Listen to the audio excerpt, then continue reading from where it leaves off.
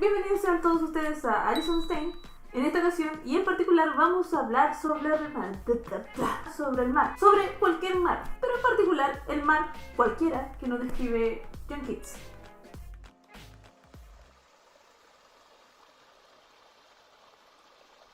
El mar conserva eternos sus murmullos en torno de playas desoladas, y con su recio embate inunda 1000 cavernas, hasta que el sortilegio de Hécate les deja su sombrío sonido.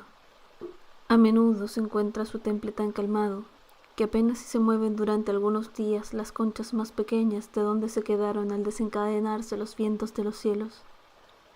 Los que tenéis los ojos cansados, doloridos, regalaos la mirada con la amplitud del mar. Los que en vuestros oídos tenéis un hondo estruendo, os encontráis áhitos de pesadas cadencias.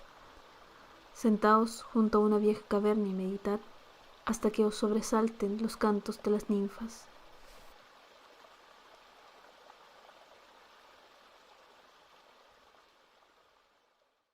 Bueno, como ustedes pueden ver, el poema se trata sobre el mar y ya estaría.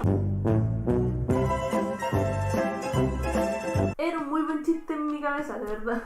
Cuando hablamos del mar, una de las cosas interesantes que nos deja Jon Keats es que cualquier cosa que yo pueda decir después de escuchar el poema de Jon Keats como que te saca de onda, porque te lleva a una calma, alcanzas cierta paz, tranquilidad, y cualquier cosa que pase después de eso interrumpe ese maravilloso sentimiento. Pero ahora, analizando lo que habla Keats, lo primero que a mí me parece destacar es que nos transmite la sensación de soledad, pero no una soledad agobiante, sino, como les decía, una soledad que nos da cierto sentido de armonía, porque nos habla de la soledad o la paz que nos entregan los lugares de la naturaleza, siendo la naturaleza para Keats la expresión máxima de la existencia, porque ahí es donde ocurre la magia, ahí es donde todo pasa. Igual debemos considerar que Keats es considerado uno de los poetas románticos, entendiendo que lo romántico es como lo más punk que podía encontrar en el 1800, ¿cachai? Porque recordemos que Inglaterra en el 1800 estaba atravesando justamente un proceso de revolución industrial, donde toda la gente se volcó a las ciudades, empezaron a vivir en lugares hacinados, en lugares con poco espacio y en lugares donde había demasiado ruido. Esta necesidad de escape también la menciona al final de su poema, donde dice que el mar,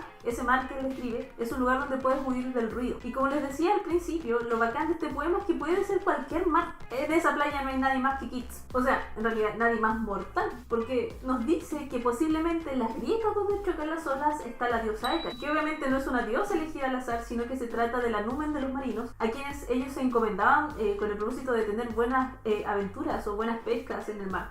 Que, dicho sea de paso, es una diosa que tiene muchas interpretaciones. De hecho, quizás la más reciente es la que hace Sabrina en esta serie de Netflix que se llama así, y ahí exploran como el lado oscuro, entre comillas, de esta diosa. Pero por el contexto creo que la más adecuada es la que les mencionaba al principio como numen de los marinos. Después de eso, Keats nos sigue contando lo que está pasando en el mar, y sin querer darnos cuenta vamos cayendo al fondo. De repente estamos en el fondo del mar donde estamos viendo una concha que no se ha movido en días, y tú no te das cuenta cómo llegaste ya, po. Y en ese fondo del mar, tú también puedes apreciar esta energía de la que te habla aquí, que es como una energía que está en perfecto equilibrio, que no se altera, que existe pero no destruye. Y termina el poema diciendo que el mar es el lugar donde pueden escapar las almas atormentadas con el propósito de encontrar consuelo. Pero algunas interpretaciones van más allá de lo literal de las palabras de Keats y que dicen que en el fondo este poema no habla precisamente del mar, sino que este poema estaría hablando de la relación entre el poeta y la poesía, siendo la poesía la portadora de la verdad, y que de alguna forma el poeta es la persona encargada de transmitir esta verdad al resto de sus contemporáneos. También se sostiene un poco esta interpretación en el sentido de que cuando nos habla de este pequeño molusco que no se mueve con las olas, en realidad nos está diciendo que hay periodos en que el poeta no puede alterarse con la verdad, no puede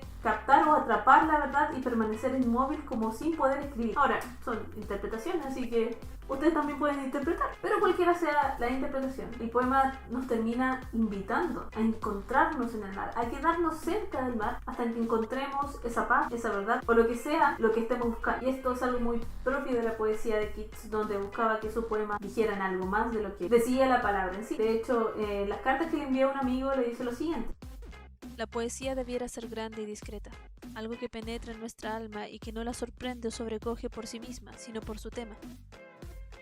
Ahora, ¿quién diablos es Jon Keats? Es un poeta que nació en el año 1795, ahí clavado en la mitad de la revolución industrial, y desde que nació tuvo una infancia bastante trágica. Al parecer sus dos padres habrían muerto de tuberculosis, Su padre murió cuando él tenía 7 años, su madre volvió a casarse, pero este nuevo marido la dejó, y posteriormente la madre también habría enfermado de tuberculosis y había muerto. Bueno, y también se murieron sus hermanos de la misma enfermedad, y en ese entonces él tenía 15 años. A raíz de tantas muertes en su familia decidió que sería oportuno estudiar medicina, pero después esa idea la dejó de lado, dedicándose entonces a escribir. Al poco andar, cuando tenía como 25 años, también le dio tuberculosis a él. Finalmente también terminó falleciendo, pero él dijo: yo voy a morir bacán y me voy a ir a Roma a pasar mis últimos días. No, en realidad no fue como para ser bacán, sino porque comparan Roma e Inglaterra, o sea, igual en el otro lado hay mejor clima. Y finalmente muere el 23 de febrero de 1821. La tuberculosis no era una enfermedad que tuviera alguna cura, entonces cuando te diagnosticaban esta enfermedad, tú ya sabías que estabas pedido. Entonces tenías harto tiempo para pensar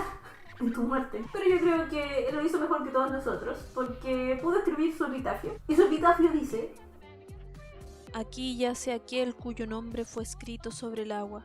Creo que esa frase resiste un poco más de análisis, que no vamos a hacer en este video, y quizás nunca lo hagamos. Quizás solamente lo analice en mi mente y nunca se los comparta a nadie, como el Grinch. Ahora, ¿por qué Keats muere de tuberculosis? Eso en la época, como le había dicho, no era tan extraño. Pero la tuberculosis no fue una enfermedad que apareciera justo en el 1800, de hecho es una enfermedad demasiado antigua y durante la historia ha tenido diversos nombres.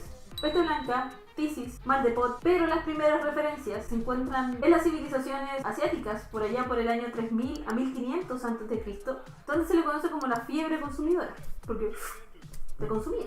De hecho, en el año 70 y 60, un filósofo, precisamente romano, también dijo que la tisis era una enfermedad fácil de diagnosticar, pero difícil de tratar, porque no se tenía el conocimiento de cómo se producía, cómo prevenirla, etc. Y en ese entonces tampoco era un problema, porque a ti te daba tuberculosis y tu vecino estaba a 5 kilómetros, entonces se morías tú, se moría tu familia, pero nada, no había gran problema con eso. Pero ¿qué pasó con la revolución industrial? Como les dije, todos se fueron a las ciudades, era Inglaterra, hacía frío. Y bueno, en este contexto la tuberculosis era como si estuviera de vacaciones, ¿cachai? En el Caribe. Aprovechó de propagarse lo más que pudo y contagiar a medio mundo. Y ya en ese entonces, cuando la mitad de la población se moría por esta cuestión, como que empezaron a hacerse estudios como más serios y más comprometidos al respecto. Incluso antes del nacimiento de Keats, en 1719, un científico inglés, Benjamin Martin, dijo: oye, ¿y si esta enfermedad se produce por pequeños seres vivos que son capaces de vivir en nuestro cuerpo y nos infectan y nos consumen?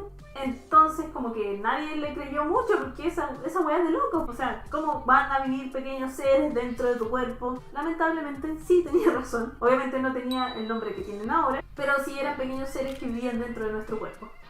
Y eso porque no se abren a la posibilidad de ver más allá, de pensar que sí es posible.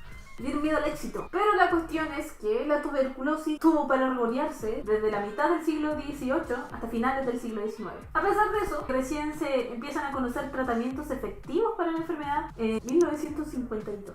Hasta hoy en día la tuberculosis no es una enfermedad que no exista o que esté enfocada en un determinado país, sino que está en todo el mundo y se presenta donde se manifiesta tanto en hombres como mujeres y niños. Pero a diferencia de la época de Keats, sí tenemos tratamiento. Como dato freak, la tuberculosis puede sobrevivir adentro del cuerpo, o sea, no solamente ya tú te contagias y te enfermas, pero puede encapsularse, ¿cachai? Y no enfermarte y vivir contigo tranquila mucho tiempo, hasta que un día dices: voy a salir y brillar, y te caga la vida.